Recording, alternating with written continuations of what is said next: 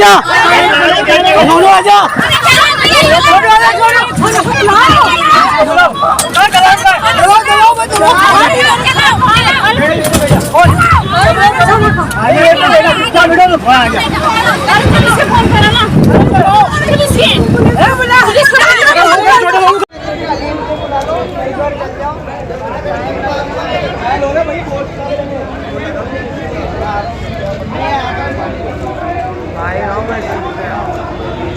ये बाटे यहीं पड़े रहने दो सब, बाटे एक भी मत उठाना यहाँ से, ये बाटे पड़े रहने नहीं यहीं पर ही।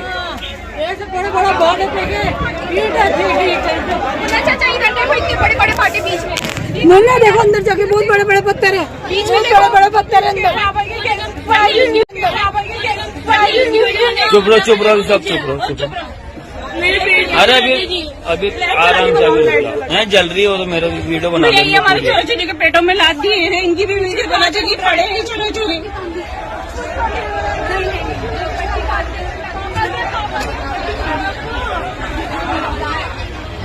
मुझे उम्मीद है कि सोशल मीडिया पर वायरल हो रही इन वीडियोस को आपने देखा होगा। और अगर मैं कहूं कि सांप्रदायिकता की पराकाष्ठा यानी कि फिरका परस्ती की एक इंतहा, एक हाइट हो चुकी, अब सर से ऊंचा पानी निकल गया, तो कहीं वो गलत नहीं होगा, क्योंकि ये खुदा के वो मेहमान हैं जो उसके घर पहुंचना चाहते थे।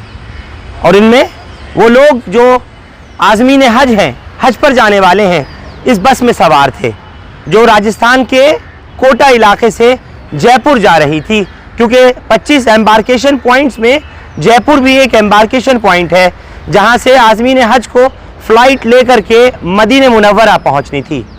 लेकिन आपने देखा ये तस्वीर जब से सामने आई है, न सिर्फ राजस्थान में, न सिर्फ दिल्ली, बल्कि पूरे देश भर में एक गुस्से की लहर है। और लोग ये जानना चाहते हैं कि आखिर ये कौन से आतंकवादी थे, ये कौन से दहशतगर्द थे, कौन से असामाजिक तत्व थे, कौन से एंटी सोशल एलिमेंट थे कि जिन्होंने टारगेट करके बाकायदा सुनियोजित तरीके से प्लानिंग करके हाजियों की उन बस के ऊपर पथराव किया, बोतलें मारी, यहाँ तक कि उनको मारा पीटा।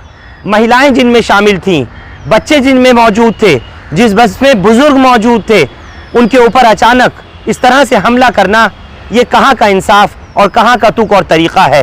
तभी मैंने कहा कि सांप्रदायिकता अपने आप पूरे चरम तक आ चुकी है।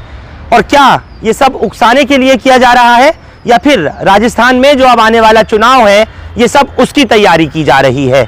हम एक जगह नहीं, पिछले कई महीनों से लगातार देख रहे हैं उन तमाम राज्यों में, उन सभी स्टेट्स के अंदर जहां जहां कहीं भी भाजपा की सरकार नहीं है, वहीं पर इसी तरीके के कारनामे अंजाम दिए जा रहे हैं। और जहां चुनाव आने वाले हैं, वहां ऐसी ही सांप्रदायिकता, वहां ऐसा ही कम्युनलिज्म का जहर घोला जा रहा है लोगों के अंदर, ताकि माहौल ख़राब हो, दहशत फैले और पोलराइज करके वोट हासिल किए जा सकें। इस शर्मनाक घटना ने आज़मीन हज को ले जा रही इस बस के ऊपर जिस तरह कोटा राजस्थान में हमला हुआ, उसके घोर शब्दों में जितना कंडेम किया जा रहा है, वो शायद ही इससे पहले किसी और घटना पे किया गया हो।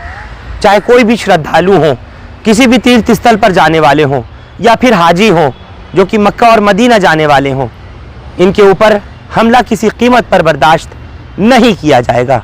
ऐसा गैर सरकारी तंजीमें भी कह रही हैं और ऐसा और लोग भी कह रहे हैं, जो इन तस्वीरों को देख करके लोग हैरान हो गए और सवाल उठा रहे हैं अशोक गहलोत की उस कांग्रेस सरकार के ऊपर जो मौजूदा वक्त में राजस्थान में है। हालांकि कांग्रेस इसको कह रही है कि ये प्रोपेगेंडा है और इसको प्लान तरीके से कराया गया ताकि सरकार को बदनाम किया जा सके, राजस्थान पुलिस को बदनाम किया जा सके और राजस्थान में आने वाले चुनाव के ऊपर इसी से रोटियां सेकी जा सकें, इख्तिदार हासिल किया जा सके। अब सुनिए ज़रा उस ड्राइवर की बाइट जो उस वक्त बस चला रहा था और किसी सूरत से बस पे जब हमला हुआ, पथराव हुआ और जिस वक्त में बस में वो बदमाश चढ़ गए, तो उस वक्त की क्या स्थिति थी, क्या नौयत थी। एक बार सुनिए ज़रा ड्राइवर की बात। निकली है और अभी तक रुका हुआ कुछ भी कार्रवाई नहीं हो रही है। कम से कम 2 सवारी के लगी हुई है। मैं सरकारी ड्राइवर हूँ और मेरे कंडक्टर को 4 जने ने पीटा था। अभी तक कार्रवाई नहीं हो रही है। हम जा रहे थे जोधपुर के लिए, मारपीट बहुत सारी गाड़ियों के साथ हुई है। जोधपुर के लिए जा रहे थे, कम से कम 60 पैसे सवारी भरी है। फिर भी पुलिस कुछ काम नहीं कर रही है। खड़ा सब पुलिस की मिली भगती है। क्या नाम है आपका? मेरा नाम चंदू माली, जिला अजमेर, गांव तबीजी। तो आज़मीन हज को जिस बस में ये ड्राइवर लेकर जा रहा था, जिसने अपना नाम चंदू माली बताया है, उसने पूरे हालात आपको बताए और किस तरह से चीख पुकार, अफरा तफरी का आलम, रोते बिलखते बच्चे और महिलाएं, किस तरह से जान उन सब की बच पाई, ये पूरी बात चंदू माली ने बताई। ऐसे में सवाल ये पैदा होता है कि जब लोग हज के सफ़र पर निकले हैं तो ये जो स्टेट पुलिस होती है, मकामी पुलिस है, उसकी जिम्मेदारी है कि उनको एयरपोर्ट तक, उनके एम्बार्केशन पॉइंट तक सेफली, तहफ़्फ़ुज़ के साथ, पूरी सिक्योरिटी के साथ पहुंचाया जाए। क्योंकि अब ये जो कुछ हुआ है, मुझे लगता है कि कहीं इसका चलन शुरू नहीं हो जाए। और आज तो कोटा राजस्थान की बात सामने आई है, कल किसी और राज्य की बात नहीं सामने आ जाए। ये तो गनीमत रही, जैसे सूत्र बता रहे हैं कि जिस जगह बस पर हमला हुआ वहीं थोड़ी ही दूरी पर जो बूंदी रोड राजस्थान का है, वहाँ कुछ लड़के, कुछ नौजवान बैठे हुए कुछ चाय पी रहे थे या आपस में बातचीत कर रहे थे। जैसे ही उन्होंने देखा कि अचानक बस के ऊपर कुछ आतंकियों ने हमला कर दिया और कुछ ऐसे असामाजिक तत्वों ने पत्थर बरसाने शुरू कर दिए जिनके बारे में किसी को कुछ पता ही नहीं था, तब अचानक वो लड़के दौड़ करके उस तरफ आए और किसी तरह से इन तमाम आज़मीन हज की और उनको छोड़ने जाने वाले उनके घर वालों की, उनकी लवाहिकीन की जानें बच सकी। मैं आप लोगों को सुनाना चाहता हूं, कुछ घंटे पहले यानी आज सुबह ही का एक वकील का वीडियो सामने आया है जिनका नाम काशिफ जुबैरी है और वो उन तमाम पीड़ितों के साथ खड़े हुए हैं, उन महिलाओं के, उन बच्चों के साथ खड़े हैं जो उस वक्त उस बस में सवार थे, जो आज़मीन हज को एयरपोर्ट तक छोड़ने जा रहे थे। क्या कुछ काशिफ जुबैरी ने बताया है वो सुन करके आप लोगों के भी होश उड़ जाएंगे और आप हैरान हो जाएंगे कि न सिर्फ पथराव करने से, न सिर्फ हमला करने पर, न सिर्फ बोतलें बरसाने पर, न सिर्फ मारने पीटने पर, बल्कि उससे कहीं ज़्यादा आगे कहानी कहाँ तक बढ़ी, सुनिए ये वकील काशिफ जुबैरी की जुबानी। अस्सलाम वालेकुम दोस्तों, एडवोकेट काशिफ जुबैरी। दोस्तों आज मैं पहुंचा हूं कोटा। मेरे साथ ये आप देख सकते हैं तकरीबन 21 से 22 साल की लड़कियां हैं, ये कुछ हमारी माओं के बराबर हमारी बहनें हैं, ये हमारे कुछ लोग हैं। ये हादसा कल कोटा के अंदर हुआ जब कोटा से कुछ लोग अपनी बहन को, अपनी फूफी को, अपनी माँ को हज पे छोड़ने के लिए जयपुर जा रहे थे। तो ये मामला सामने आता है कि कुछ लोग जो कि उनकी बस को रोक लेते हैं और बस को रोककर सबसे सोचने वाली बात यह है कि कुछ लोग उनकी बस के आगे आकर उनको रोक लेते हैं और रोकने के बाद वो लोग ये कहते हैं कि साहब हम बस में चढ़कर इन लोगों के पास आते हैं, ये लोगों को देखते हैं। इन लोगों को देखने के बाद जब वो जवान लड़कियों को देखते हैं तो वो ये कहते हैं कि ये सभी मुसलमान हैं। आपसे यही कहा था कि सभी मुसलमान ये सब जहाँ मौजूद है, इनका कहना ये है कि हमें हमारे बुरके देखकर, हमारे नाम देखकर, उन्होंने नाम पूछे, जब उनको लगा कि सभी मुसलमान हैं तो उन्होंने बोला कि इनको मारिए, इनकी जवान बच्चियों को उठा लीजिए, यहाँ तक कि इनको जीएसआर के नारे लगाने पर मजबूर किया गया। तो मेरी राज्य सरकार से ये मांग है कि इस मामले को फौरी तौर पर फौरन इस पर कार्रवाई की जाए।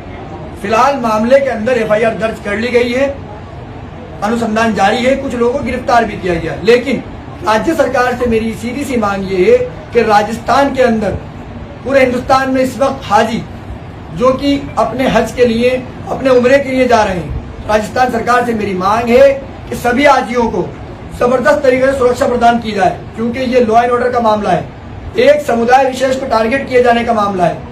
ये एक तरीके का एक ऐसा मामला है जिससे पूरे राज्य के अंदर एक सांप्रदायिक माहौल उत्पन्न हो सकता है। ये जांच का विषय है कि इसके पीछे कौन लोग हैं। तो मैं राज्य सरकार से ये मांग करता हूं कि इस मामले को तुरंत प्रकार से स्टेट लेवल पर उठाते हुए, स्टेट लेवल पर इसकी जांच करते हुए मामले में शामिल सभी लोगों को तुरंत प्रकार से गिरफ्तार किया जाए और उनके ऊपर यूएपीए की धाराएं लगाई जाए। हुई ना आपको भी हैरानी ये तमाम बात सुनकर, जिस तरह एडवोकेट काशिफ जुबैरी ने बताया है कि कैसे इन तमाम लोगों को मारने पीटने के बाद में इनसे जय श्री राम तक कहलवाया गया। आखिर किस मकसद से और किस हक से, ये सबसे बड़ा सवाल है। और क्या कुछ कहलवाना चाहते थे, क्या कुछ करना चाहते थे, क्या इनकी जान लेने पर आमादा थे वो तमाम हथियारबंद, वो बदमाश, वो दहशतगर्द, मैं कहना चाहता हूँ, जिन्होंने आकर के इस बस के ऊपर जो हाजियों को ले जा रही थी उस पर हमला किया। इसका जिम्मेदार कौन है और सब कुछ क्यों कराया गया?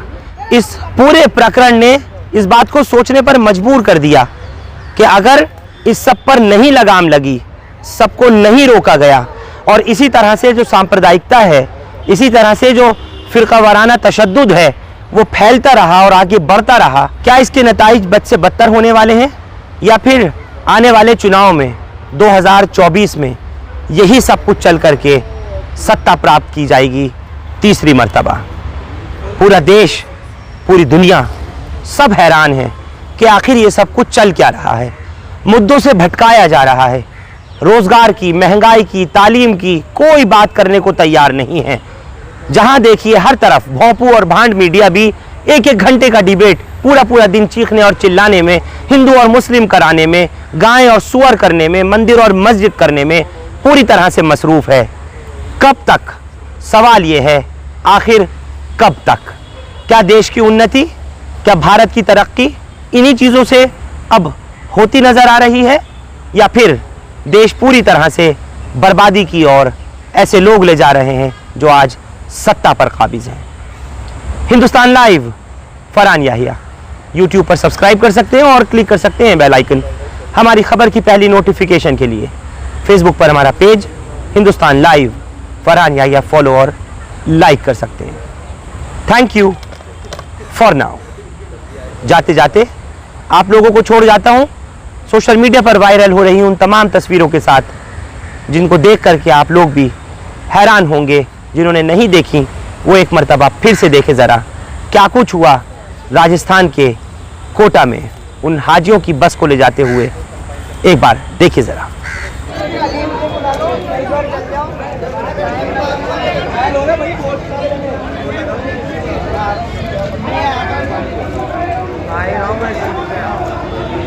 ये बाटे यहीं पड़े रहने दो सब, बाटे एक भी मत उठाना यहाँ से, ये बाटे पड़े रहने नहीं यहीं फिरी। बड़े बड़े बाटे फेंके, ईंट बड़े बड़े बाटे बीच में। मैंने देखो अंदर जाके बहुत बड़े बड़े पत्थर है, बीच में बड़े बड़े पत्थर है अंदर।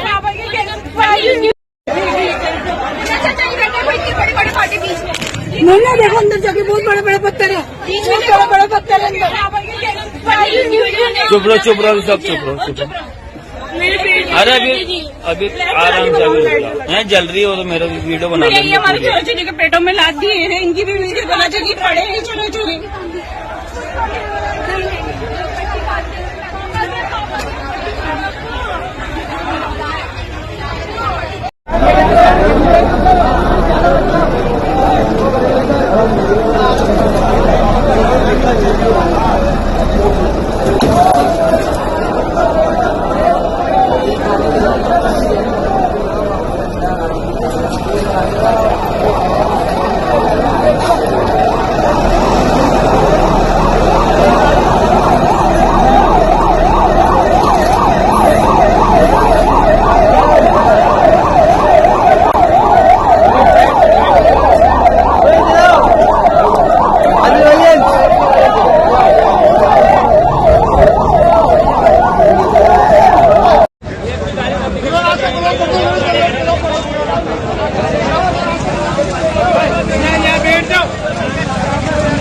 जब तक नुकसान नहीं बरतेंगे और जब तक गिरफ्तार नहीं होगे कोई भी नहीं जाओगे यहाँ से। गाड़ी रास्ता नहीं खुलेगा यहाँ का, पहले ही कह रहा हूँ मैं।